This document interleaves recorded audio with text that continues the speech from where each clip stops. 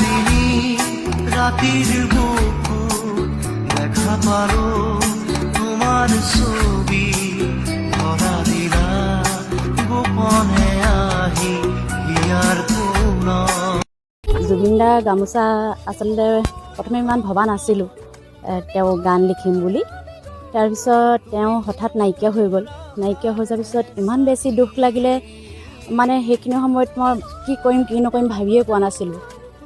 মানে মোবাইলটো তেওঁ ফটো দেখিলেই চকুপানী ওলায়।